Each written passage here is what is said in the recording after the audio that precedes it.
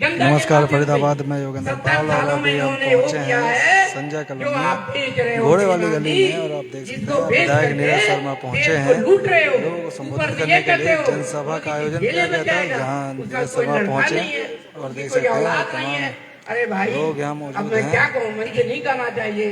जितने इस तरीके के हैं उन्होंने जनसभा में पहुंच रहे हैं। नहीं जोड़ी है साथियों। अगर देश के क्या पन्नों में, काले पन्नों में नाम लिखा जाएगा तो अमित शाह और नरेंद्र मोदी का लिखा जाएगा। और इस देश को बर्बाद करने का काम अगर किया है अग्निवीर। एक बेटा, एक पिताजी नौकरी पर लग गया, उसकी नौकरी 40 साल है, 5 साल नौकरी करते हो गया, अभी रिटायर होगा 35 साल में। उसी का बेटा फौज में भर्ती हो रहा है, वो रिटायर होगा कितना 4 साल में। और साथियों अगर ये अब की बार आ गए ना तो मैं देख रहा हूँ जो पुलिस के जवान हैं, चाहे देश के कहीं के हों, हर राज्य के हों, उनको 4 साल में जाएगा 3 साल के कर देंगे। ये भी बता देता हूँ आपको। अभी अग्निवीर 4 साल किए हैं, बात तो करेगा 35 साल नौकरी, बेटा 4 साल में रिटायर हो जाएगा। और बताओ उसके बाद क्या करेगा? भीख मांगा रोजगारी करेगा या डाका डालेगा, चोरी करेगा? यही तो करेगा और क्या करेगा? काम नहीं है, विजन नहीं है। रही बात महंगाई, बेरोजगारी, भ्रष्टाचार, जितना इनके राज में पनपा है, शायद अगर कांग्रेस के राज में 1 गुना था तो इनके राज में 1 गुना बढ़ा है साथियों। जो पेंशन मैं बताता हूँ अपनी कॉलोनी को, एरिया को और इस घोड़ा वाली गली को भी माननीय हमारे स्वर्गीय परम पूजनीय पंडित शिवचंद्र शर्मा जी से रोज मेरे साथ बल्कि हंसते थे, कौन सी घोड़ा वाली गली को लेके आ जाता है भाई। गवाह है बाबा जी, हमेशा आती पहुंच जाता था भाई, इसको बनाओ, इसको, इस गली को बनवाने में भी मंत्री जी का ही पूरा आशीर्वाद रहा भाई, इसमें कोई शक नहीं है। मैं गर्व के साथ, घमंड के साथ कर सकता हूँ इस बात को। इस गली को बनाने वाले और भाई अध्यक्ष श्रीकांत मौर्य की गली को बनाने वाले 3-4 गलियों में उन्हीं का हाथ रहा, इसमें कोई शक नहीं है। हम लोगों ने सारी मेहनत करी है, बाकी उन्होंने अपना जो है हमारे साथ सहयोग किया है। तो साथियों मैं आप लोगों को बताना चाहूंगा, यादव जी ने बताया है पंजे का, मैं वो बता रहा हूँ जो अभी तक कोई शायद नहीं बताया होगा। सबसे सोते उठ के जब हम उठते हैं, जमीन का पैर छूते हैं, मान लिया पंजा से, लेकिन उसके बाद क्या करते हैं, छोटा सा बच्चा होता है उसको भी ब्रश की जरूरत पड़ती है। और ब्रश करने के बाद क्या होता है, एक बिस्कुट की जरूरत है, उसपे क्या है, GST। एक छोटा सा ब्रश लेने जाओ उसपे भी GST लग गई साथियों। एक छोटे से बच्चे को बिस्कुट लेने जाओ उसपे भी GST है साथियों। बस में चले जाओ, बस की टिकट लो उसपे भी GST है साथियों। रेलवे का टिकट लो उसमें भी GST है। और बुजुर्ग माताएं बहनें सबको मालूम है, रसोई का खर्च जो है, जो हमारा 5,000 में चलता था, आज 25,000 में पूरा होने वाला नहीं है। टमाटर का भाव क्या है? अभी टमाटर 150 रुपया किलो बिका था, आप लोगों को मालूम है। नींबू 250 रुपया किलो बिका था। अदरक आज भी 200 रुपया किलो से ऊपर है। लहसुन 400 रुपया किलो है। दाल दलहन कोई भी है 200 के नीचे अरहर की दाल नहीं है। जो हम लोग आम खाते थे, लोग खाते थे चटनी और रोटी। गरीबों का खाना क्या है? दाल और रोटी खाओ, प्रभु के गुण गाओ। अरे दाल रोटी तो छीन लिया काका तूने, खाए कहाँ से? हमारे पास हो तभी तो खाएंगे। मिर्च तो हो गई 150 रुपया किलो, चटनी बने कैसे? पैसा आए कहाँ से? महंगाई हो गई कितना? 2014 के पहले माननीय भूपेंद्र हुड्डा ने 3 बार 10 साल में मिनिमम वेज वर्कर, यहाँ पर सारे मजदूर लोग हैं, ये पूरे वर्ल्ड का सबसे बड़ा औद्योगिक नगरी फरीदाबाद कहा जाता था।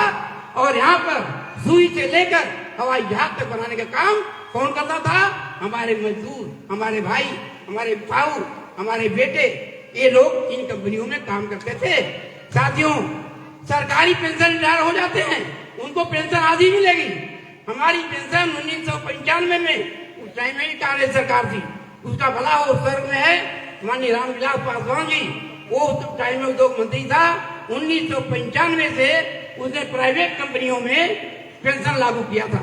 हमारी पेंशन यही मौजूदा मुख्यमंत्री, अब जो नहीं है शनि जो तो अभी आए 4 महीने से, मुख्यमंत्री मनोहर लाल के 2014 के बयान है, जिनका पीएफ 500 है, 700 है, उनका 1,000 हो जाएगा। आज तक नहीं हुआ भाई। मैं अपना भुगतभोगी हूँ, गवाह भी हूँ। किसी को लेना हो तो ले ले।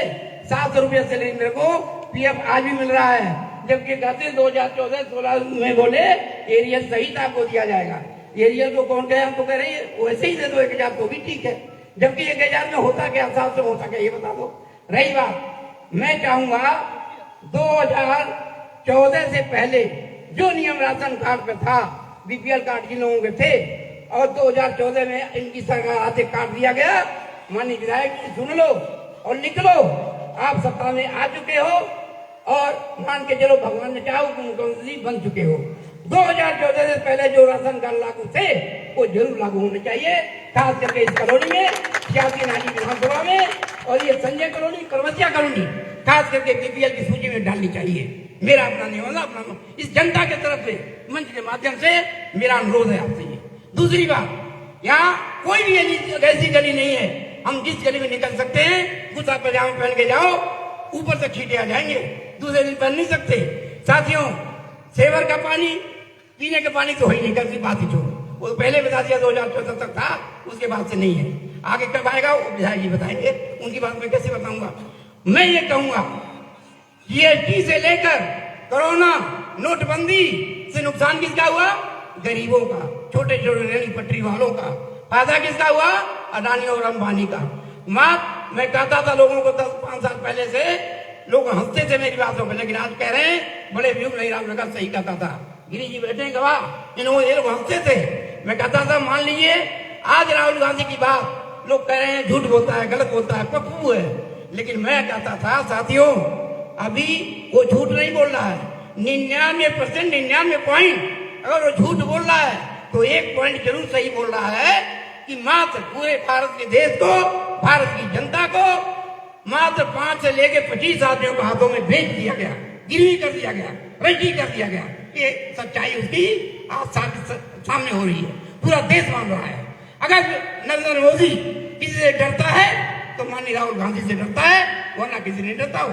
इसके पहले उसे कोई बोलता नहीं था, आज तो छोटे छोटे बच्चे भी बोलने जवाब देने लगे। अगर गलत हो लोग बता दो, कोई भी अरविंद केजरीवाल कहानी लो, अभी आया है, मौजूदा मुख्यमंत्री था, शिबू सोरेन ले लो, मौजूदा मुख्यमंत्री, ऐसा आज तक इतिहास में कभी नहीं हुआ था साथियों। मौजूदा मुख्यमंत्री को जेल में डाल दो, विपक्षियों को जेल में डाल दो, जो आवाज उठाए, जो सच्चाई बताए। साथियों, जैसा कि पता चला अभी कि शॉर्ट करना है, लेकिन भाई शॉर्ट करने के लिए तो बात तो बतानी पड़ेगी अपनी समझा, हम तो बताएंगे अपनी। साथियों, इस कानूनी जवाब में डिमांड रख रहा हूँ माननीय विधायक जी से, और इसकी डिमांड में पहले दे भी चुका हूँ इनको लिखित में दे भी चुका हूँ, रिसीव मेरे पास भी है। 1995 से जो फंड चालू हुआ था, प्रोविडेंट फंड, प्राइवेट कंपनी वाले मजदूरों का, उनका कांग्रेस की सरकार आने पर उस फंड में बढ़ोतरी होनी चाहिए। ये आपने हमारी निवेदन और मांग है जनता की, प्राइवेट कंपनी के जनता की। दूसरी, संजय कॉलोनी, पर्वतिया कॉलोनी, जीवन कॉलोनी, राजू कॉलोनी, ये जितनी कॉलोनियां हैं इनको बीपीएल सूची में नाम दर्ज कराया जाए, इनको बीपीएल लागू कराया जाए। साथियों, तीसरी बात, कम से कम मीठा पीने का पानी का व्यवस्था करना हमें मालूम है बड़ा काम है। मंत्री जी बताया करते थे राम बेगाम ने सब कुछ कर दिया, लेकिन बेटा मैं 2 काम नहीं कर पाया। एक लड़कियों को ले गए थे कॉलेज, और एक पीने का पानी वो गुड़गांव से लाने की प्लानिंग थी बाबूजी की। सच्चाई यही है, और यही 2 काम जो है सबसे बड़ा बुरा रहा।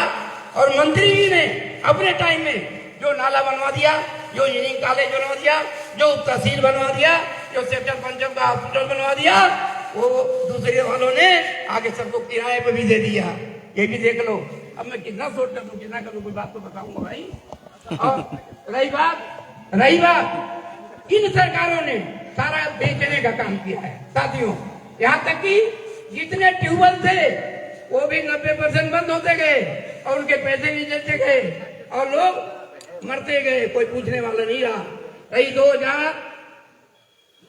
2000 करोड़ की चोरी, अगर किसी ने पकड़ा, माननीय नीरज शर्मा ने पकड़ा, और उसे चंडीगढ़ में उठाया भी, बताया भी, और उसका कुछ लोग अंदर गए, लेकिन सच्चाई पूरी तब होगी जब सरकार कांग्रेस की आएगी। इसलिए मैं आप लोगों को ज्यादा कुछ ना करते हुए कहूंगा, कोरोना काल में अगर लोग मरे हैं, बहुत सारे लोग मरे हैं, प्रवासी मरे हैं और लोकल भी मरे हैं, पूरा देश मरा है। और जीएसटी से एक मैंने बता दिया, बरस से लेकर के हर चीज में जीएसटी कितनी है, सबसे ज्यादा। किसान जो देश को रोटी खिलाता है, इसका एक बेटा फौज में देश के लिए कुर्बानी देता है, दूसरा बेटा उसका कंपनियों में लोहा कूट करके मजदूरी करके आप लोगों का अपने बच्चों का पालन पोषण करता है। उस जैसे के ऊपर जीएसटी है साथियों, कुछ भी जीएसटी है। इसीलिए मैं अपनी बातों को यही विराम करते हुए मैं एक बार कहूंगा, थोड़ा सा आप लोग मेरे साथ नारा लगाएंगे, भारत माता की। नहीं भाई नहीं, ऐसे नहीं यार, आप लोग ऐसे तो माताएं बहुत उठा रहे हैं यार। आप लोग एक हाथ दोनों हाथ उठा के करो, अगर मैंने खुशी है कुछ लेना है तो हमने किसी की मांग करी है। भारत माता की, कांग्रेस पार्टी, कांग्रेस पार्टी, नीरज शर्मा, नीरज शर्मा, नीरज शर्मा। जय हिंद, जय भारत, जय जनता, जय। ये तो अभी कह रहा मैं बीमार हूँ, ये बीमार क्या लगा सही हो तो क्या करता, इसीलिए जोरदार ताली लगा दो आपने कहा। साथियों, स्वागत तो नाम लेके लेता, लेकिन समय लगेगा, विधायक जी को कहीं मीटिंग और जाना है। इसलिए मैं निवेदन करूंगा कि राजा राम जी, आके गुप्ता जी, जिसका मन करे वो माला डाल। नहीं, सुनो मेरी बात। तो इसके बाद आप सभी साथी जितने हैं, बहुत माला है, ठीक है, आप लोग डाल दें सारे सारे। और एक माला हमारे बुजुर्ग है, एक माला हमारे बुजुर्ग कलम को डाल दो, ठीक है, तो सबके पिता के समान है। हाँ, नीरज शर्मा जी करेंगे स्वागत। बहुत बहुत धन्यवाद। माला डालकर स्वागत किया जा रहा है विधायक का, और तमाम बुजुर्ग लोग जितने भी हैं वो सभी आप आ जाओ, स्वागत कर रहे हैं। सारे आ जाओ, बहुत माला है। गिरी जी आ जाओ गिरी जी, जवान को छोड़ दो, आगे भी तो आ जाओ यार, काहे का नाम लिया, डाल दिया फिर ठीक है, सारे डालो। आ जाओ भाई, ललित यादव का है, ओ ललित यादव नाम ना ले प्लीज, जिसका आप नाम नहीं लेते वो उसका मन होता है वो आ नहीं पाता है। मजाक कर रहा हूँ। सब लोग आ जाए, सब लोग आ जाए, बारी बारी सब लोग आ जाओ। लो इधर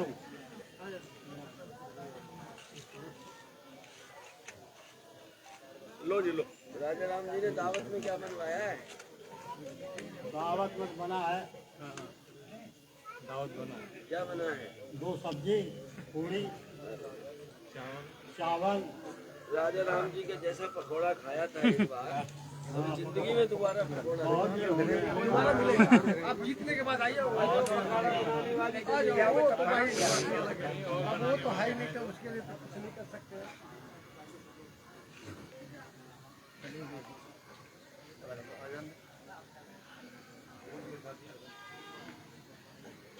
हमारे बीच में हमारे युवा साथी राम सिंह यादव आए हैं, जरा उनके लिए एक बार ताली बजा दो। ये युवा नेता है हमारे पूर्वांचल के, हनुमान शांत तो ही है, वैसे हमारे दोस्त का दामाद है। और हमारे दोस्त का दामाद है, मेरे दोस्त का लड़का भाई, हमारा तो भतीजा हमारे इलाके का।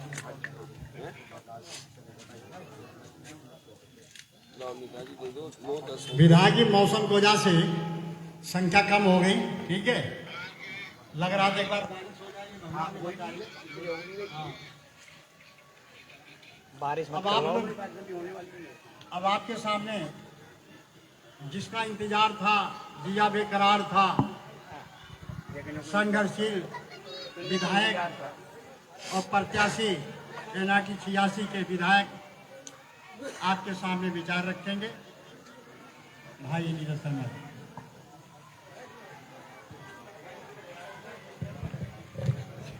ठीक से बेटा तुम सब साइड में हो जाओ, तुम आगे तो तुम खड़े हो जाओ, सामने वाले की ना नजर मिले ना उसके फेस इंप्रेशन पता लगे।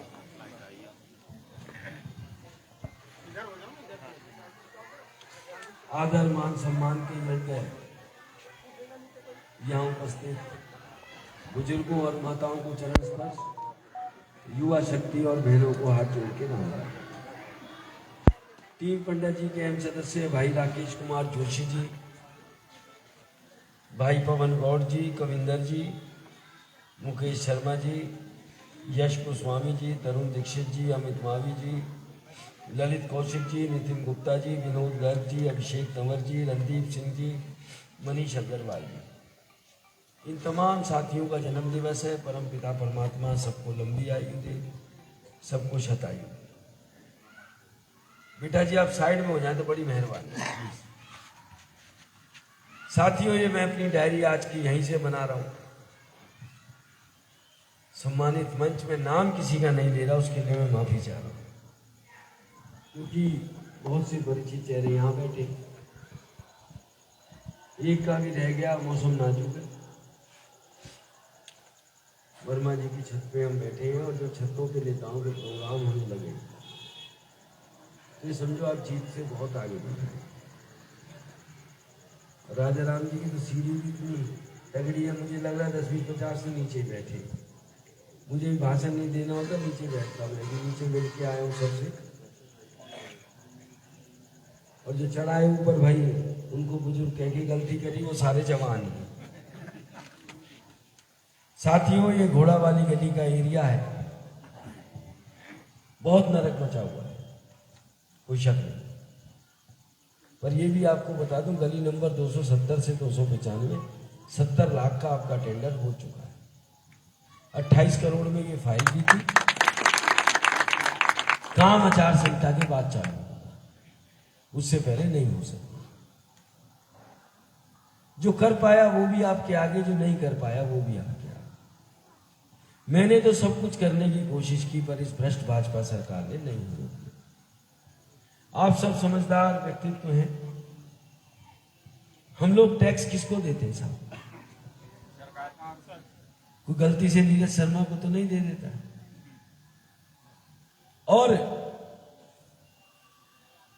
पिछले 10 साल से सरकार किसकी है? आप लोगों के काम कराना फर्ज किसका है? सरकार का तो फर्ज होगा। जिसको हम टैक्स देते हैं, टैक्स देते किस लिए? कि आपसे सरकार टैक्स ले और आपके विकास कार्य करे। पर इस भ्रष्ट भाजपा सरकार में 200 करोड़ का घोटाला हुआ। वो घोटाला क्या था? एक बार तो घोड़े वाली गली सारी बन चुकी है कागजों में। कागजों में काम हो गया, पेमेंट हो गई, हकीकत में ईंट नहीं बनी। और ये 200 करोड़ के तो मेरे पास कागज है, ये घोटाला 2000 करोड़। विधायक बनने के बाद मैंने उजागर किया, सरकार ने FIR दर्ज की, चीफ इंजीनियर गिरफ्तार हुआ, ठेकेदार गिरफ्तार हुआ, 1 पैसे की रिकवरी नहीं हुई अभी। और ये मैं आपको वादा विश्वास दिला रहा हूं, सरकार कांग्रेस की बन रही है और नीरज शर्मा उस सरकार में साझेदार होगा। इनकी खाल खींच के वो 200 करोड़ निकालूंगा और संजय करोड़।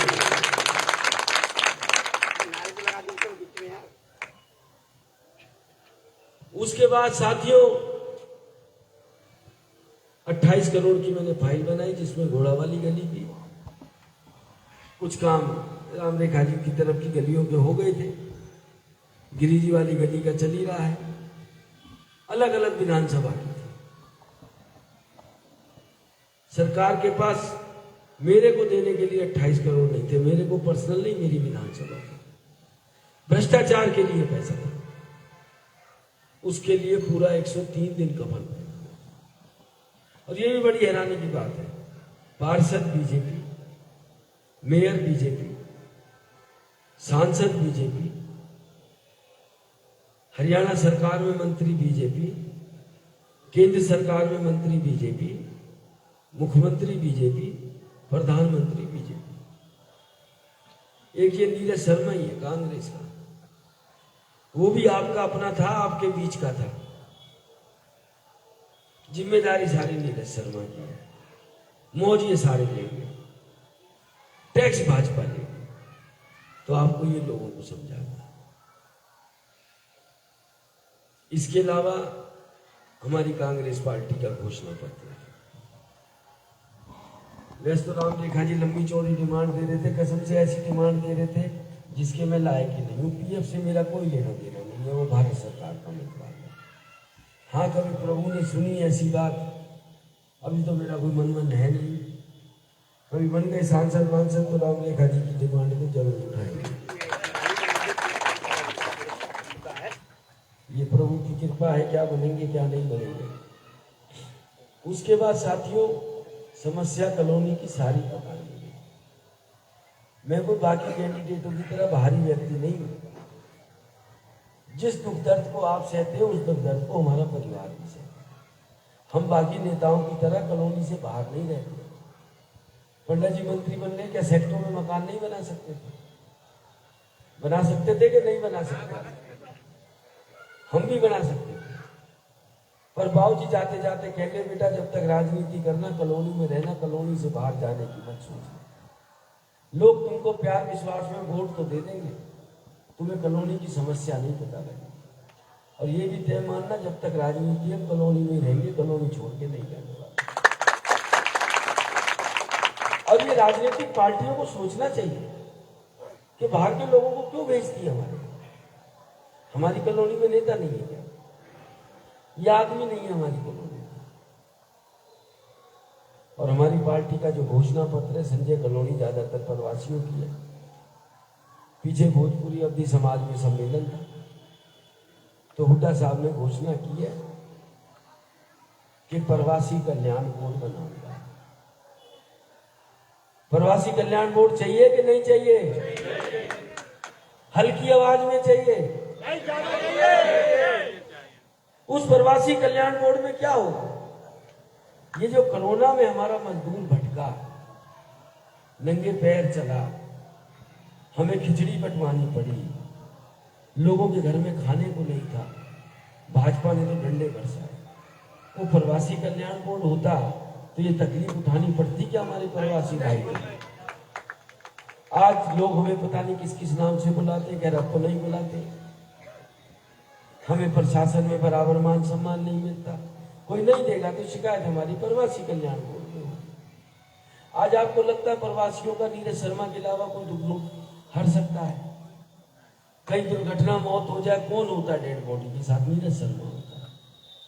बाकी तो बीजेपी वाले जानते भी नहीं। मजदूरों का पलायन हो रहा था, जेसीबी के गेट पे रमायण रखी तो नीरज शर्मा ने रखी। मजदूरी करने तो आए हैं हम यहाँ, वो भी हमारी चली जाएगी। अब तो हम गाँव जाने के भी नहीं। पहली बात तो गांव में कुछ था नहीं, कुछ होता तो यहाँ आते क्यों? भाई ऐसा कौन आदमी है जिसके पास 100 किला जमीन है गांव में और यहाँ संजय कॉलोनी आया हो? एक आदमी है क्या ऐसा? मेरे ख्याल से 5 किले वाला भी नहीं आएगा गांव से। या तो भैया बिल्कुल भग के ही आएगा कोई, या परिवार से नाराज होके आएगा। बाकी तो जो गरीब है वही आएगा। जो था वहां वो भी बिक गया, यहाँ बना ली छत अपनी, न वहां के रहे न यहाँ के रहे। उस मजदूर की आवाज में आवाज कोई बना तो उसका नाम नीरज शर्मा था, क्योंकि आपने अपने आदमी को चुना था। आपने बाहरी व्यक्ति को नहीं चुना था, प्रवासी को चुना था। आपका दुख दर्द तकलीफ सिर्फ नीरज शर्मा को पता था।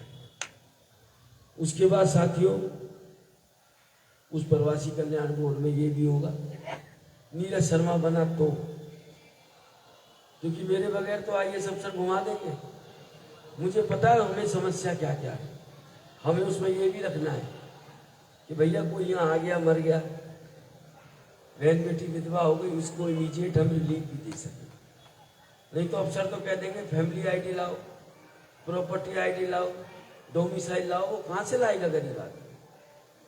उसको तो तुरंत मदद चाहिए। आदमी मजदूरी करता था, गुजर गया किसी वजह से, अब वो इन कागजों को इकट्ठा करेगा या अपना घर चलाएगा? और सबसे बड़ी जो खुशी की बात, भोजपुरी अवधी समाज में गिरी भाजा कौन सी तारीख को फंक्शन था? वो 17 अगस्त को था। मैंने हुड्डा साहब से काम तो पहले ही पास करवा लिए, बनने के बाद तो ओके करवाना है। छठ मनाते हैं हम लोग, कौन कौन मनाते हैं? तो भैया देख लो, छठी मैया के त्योहार की छुट्टी चाहिए कि नहीं चाहिए? भाजपा ने तो दी नहीं है, भी हुड्डा साहब ही वादा करके आए। हुड्डा साहब के वादे को याद कौन दिलाएगा? छठ मैया पे छुट्टी करो, कोई और तो नहीं दिला सकता ना। सबसे पहले छठ घाट भी नीरज शर्मा ने बनवाए थे जब मनोज तिवारी आया था सेक्टर 52 में। और मेट्रो किस किस को चाहिए? मेट्रो के लिए ऐसे नहीं आएगी, मेहनत करनी पड़ेगी, उसकी कीमत देनी पड़ेगी। ये नहीं राजा राम जी की छत पे आए और हाँ हाँ हो गई, दाल भात खाया सुबह भूल गए। मेट्रो के लिए आपको आज 16 दिन रह गए चुनाव के। नीचे ऊपर टोटल आप 150 आदमी बैठे हैं। डेली 2 घंटा देना होगा। 16 दिन में 32 घंटा। मैं बदले में क्या दूंगा? 1825 दिन, और 1825 दिन में होते 44,000 घंटे। दिन और रात का नौकर आपका। सौदा सस्ता है कि महंगा है? आपके 32 घंटे, मेरे 44,000 घंटे। जो बातें मैंने आपको बताई आज से ही प्रचार प्रसार में लग जाना। सबको ये बातें बतानी है। एक पर्चा दूंगा आपको, उस पर्चे पे एक मिस्ड कॉल नंबर है, सबको उस नंबर पे मिस्ड कॉल मारनी है। और जिसको भी ये बात बताओगे उससे भी उस नंबर पे मिस्ड कॉल मरवानी है। उससे जब आप मिस्ड कॉल मरवाएंगे तो आपका संदेश, आपका प्यार, आपका आशीर्वाद मुझ तक पहुंच जाएगा। भाई 32 घंटे दे दोगे कि नहीं दोगे? पक्का बताओ। छठी मैया की मैं कसम तो नहीं खिला सकता, मैं कसम में विश्वास नहीं रखता हूं, पर छठ की छुट्टी चाहिए तो नीरज शर्मा को 32 घंटे दे दो। और जो कुर्सी में बैठे ना नेता बिरादरी, तुम सस्ते में नहीं छूटोगे। हाँ, तुम्हें दे रहे 160 घंटे, डेली 10 घंटे, और एंड के दिन में 24 घंटे। और पार्टी का घोषणा पत्र क्या है? देखिए, आपने एक प्रवासी को अपने को बनाया। राम लखन अंकल की याद किया, वर्मा जी भी उस समाज से, श्रीकांत जी और भी लोग। बाबा मंत्री नहीं बनते तो ईमानदारी से बताओ, जो कुशवाहा, मौर्य, साक्य, वर्मा, सैनी, यूपी बिहार के लोग थे, क्या उनको हरियाणा में बैकवर्ड का दर्जा मिल सकता था? आपने अपना आदमी मंत्री बना दिया। राम लखन अंकल आज है नहीं, परमात्मा आत्मा को शांति दे। राम लखन जी ने पंडित जी को बताया, एक राम लखन वो है, ये राम रेखा, ये भी बताते रहते। बाबा के दिमाग में आई, सरकार से बात करी, काम हो गया। ऐसी मेट्रो आएगी, ऐसी छठ मैया की छुट्टी होगी। और क्या है पार्टी के घोषणा पत्र में? आज सिलेंडर 805 रुपए का है। कांग्रेस की सरकार बनने के बाद सिलेंडर मिलेगा 500 का। पेंशन होगी 6,000 और सबको मिलेगी ये फैमिली आईडी, होटल पोर्टल कुछ नहीं। 300 यूनिट बिजली फ्री मिलेगी। और एक चीज ईमानदारी से बताइए, ये यूपी बिहार के आदमी ने कभी सोचा था वो हरियाणा में बिजली बोर्ड में जई लगेगा? जिस दिन आए थे फरीदाबाद में, किसी ने सोचा था हमारा बच्चा पुलिस में लगेगा? किसी ने सोचा था हमारा बच्चा मास्टर लगेगा? किसी ने सोचा था हमारा बच्चा ESI में फार्मासिस्ट लगेगा? मैं ये नहीं कहता हर घर में नौकरी लगाई, संजय कॉलोनी में 100 नौकरी तो लगी, किसी के तो बच्चे लगे। 10 साल में तो चपरासी भी नहीं लगा। हुड्डा साहब ने 2 लाख नौकरी निकाल ली, उसका भी हमें कोटा मिलेगा। गौची ट्रेन का जो बाबा ने स्वरूप बदला, उससे और बढ़िया स्वरूप करके दूंगा। 10 साल में इनसे तो पेंट पॉलिश भी नहीं है। और साथियों, अंत में ये 32 घंटे भी मैं क्यों मांग रहा हूं? देखो, जब ऐसी छतों पे मीटिंग हो ना, ये जीत की बहुत बड़ी निशानी है। मैंने पहले भी कहा था। अच्छा, कोई झंडा डंडा भी नहीं है, कोई सिंबल भी नहीं, ये सब सिंबल है, ये सारे सिंबल है। तो जिता तो आप रहे हो। और हुड्डा साहब ने कहा एक ब्राह्मण को मुख्यमंत्री बनाऊंगा। भाई 5 पंडितों को टिकट दी है, 5 में